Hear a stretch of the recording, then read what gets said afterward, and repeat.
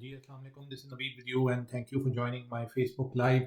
Today, the topics are related to Donald Trump's new executive orders and a big arrest which has been made.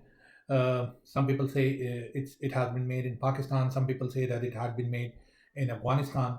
A high-profile, high-value target has been arrested by Pakistan armed forces and the intelligence agencies in Pakistan on the tip and request of CIA, FBI, and all the intelligence organizations in the United States of America.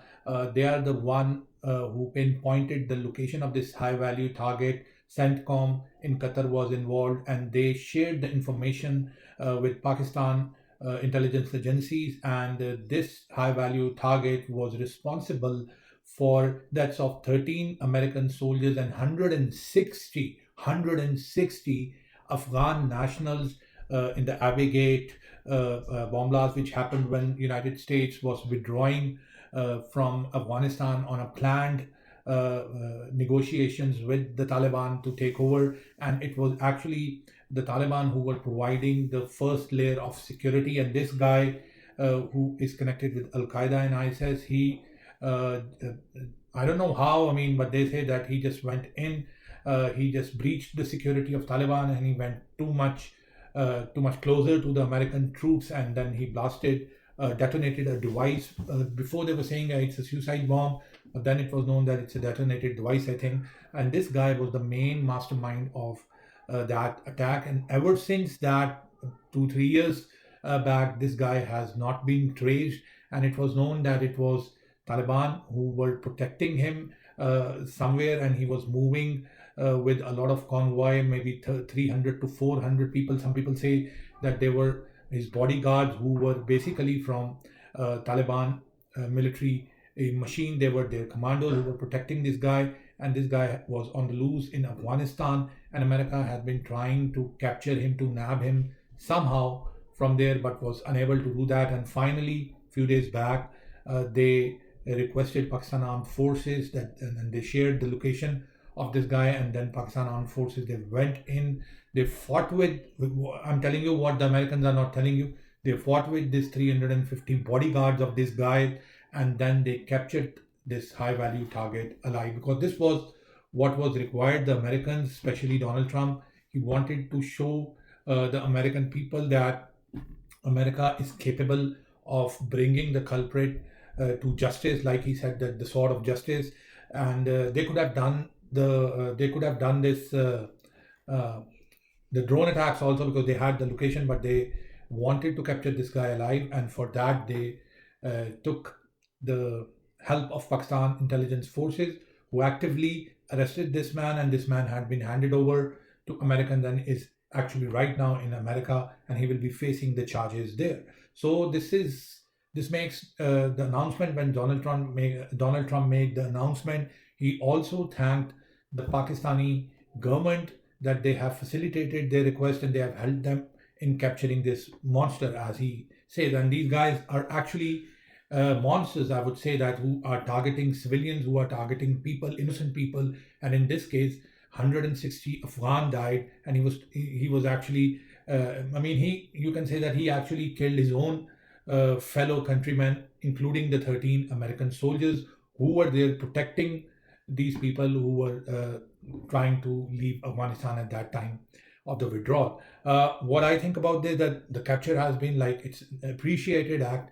Anyone who disrespects human lives and disrespects the norms of war, targeting the civilians, targeting the innocent, should be brought to justice. And this is how the world should, regardless of his religion, regardless of his nationality.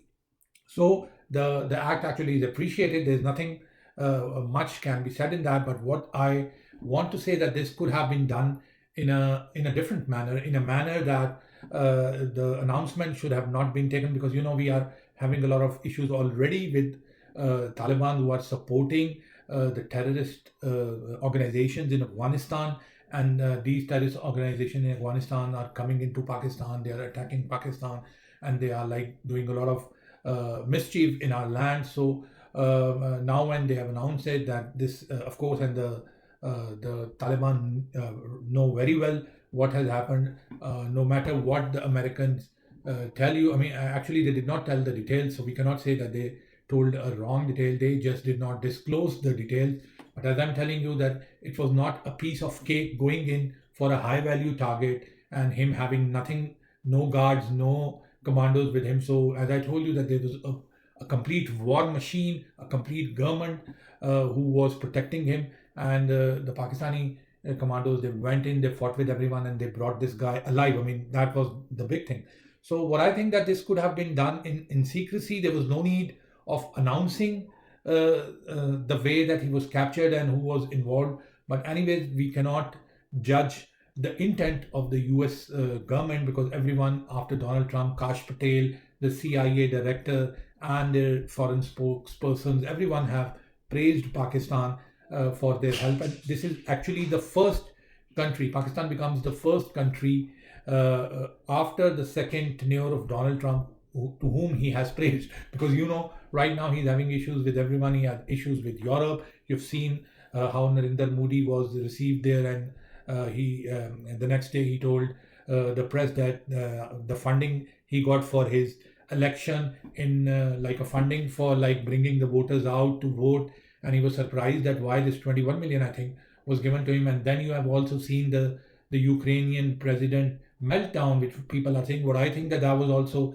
actually the right thing to do. I mean, the guy was just trying to bully the US organization over there. There should have been a different way to do that, a different manner to do that. Many people they disagree with the manner it was done. It should have been done in a polite manner, because the war is being fought. There are a lot of refugees, but we cannot say this to them. It is their own choice as America. I mean, what they choose to do, because the major contributor, if you see in NATO, also 70% of the funds of the NATO are coming from United States. And if you see how, I mean, now they say it is a change in government, and they say that this was a wrong thing to do, how Biden administration have been giving all this money to the Ukrainian war. But many people at that time thought, and many people right now also think, that this was the right thing, and this is the right thing to do, to support the Ukrainian government and Ukrainian people, because their country had been attacked and their country had been conquered, actually. I mean, and they are fighting a freedom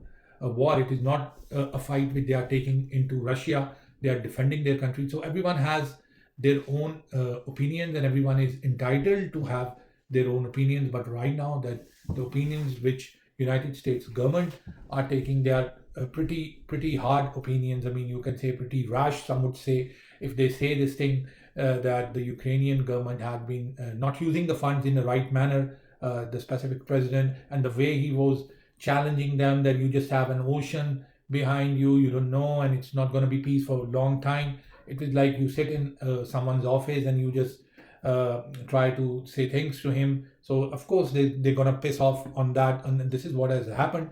That's my personal opinion. I might be wrong. Anyways, as I said, that it's not my opinion which matters. It's the opinion of the other party who is funding the war, who don't want to fund that war. So we cannot say anything to them. So that is also what has happened. And then you have seen before that over there. I mean, Trump was a bit kind of rash with him also, saying that if it's not us, it's not you who is defending Europe, it's us who is defending Europe. I think he should revise the way he is dealing with different countries, because this is not going to end up good for America. I mean, if you are going against everyone, you have seen how they have been taking the things in Canada for the tariff thing, for Mexico. Everyone knows that America has a contract, we cannot say had, with Canada and Mexico for the free trade, and it is signed and it is a proper document. And now the tariffs are coming and imposing the tariffs. When you see most of the market of these people are US market, that's okay. But when you put a tariffs on that, which US people are importing things, so of course their prices are going to go higher. I explained in the last video how they might plan to handle it, that they put 25% tariff, and then they give a subsidy to their people for 10-15%. So the net increase will be 10-15%. But for the exporters in Canada, the tariffs will be there. When the tariffs come, of course, they will be less competitive in the market of US. So the reactions over here for the industry can be devastated if it's not controlled in a manner, because 80% of your sales, if it's going there, and the customer imposes tariffs on you, making your product expensive for the market. So of course it's going to be a problem, but I'm sure Canada uh, will be planning how to handle and how to tackle this situation. End of the day, it's again the choice of the person who is involved, and that person is real. It's their choice. They want to keep it zero, they want to make it 50, they want to end it. They have said the same thing to China. They imposed before 10% and they want to increase more. The 10% was accepted by China before because still they had good margins, but let's see if it goes beyond that, how China is going to react. And also, you need to see that America is not producing all these things. I mean, if you go to steel and aluminum, America is not producing all these raw materials which they require in their own market. So what they're gonna do? What is their plan B? I mean, if these people stop sending things there due to the tariffs, then how America is going to tackle them? We had Russia who said, "I'm gonna support," but Russia doesn't have that much productivity, and let's see what happens in this scenario. So these are a few things which we had to discuss. Let me see if I had some other question from you. I've covered the this arrest and I told you about all these things. So this is what has happened in the last 10 days. Sorry, I've been busy in some work, so I couldn't address them separately in a longer video. So I thought that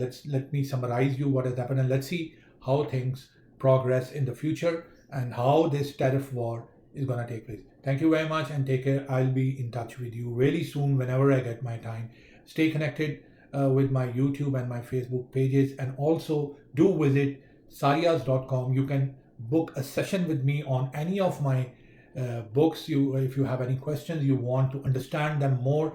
And yeah, one last thing I would add, I just remember that Black Hawk Down is going to be released really soon. I got some time right now. We are at I have already reached to the point where the convoys have already reached the Pakistan stadium. So it's, you can say, another 5-10 minutes is remaining. Once I complete that, I'm going to release the book in US and Canadian markets in English. In Urdu, the book is already available in Pakistan and on sarias.com. You can purchase it from there, and you can purchase other books from Audible and other sources. You can also listen to the podcast on Spotify. So the good news is that the book will be coming really soon, and you guys can purchase it at real events. Thank you very much and take care. See you soon.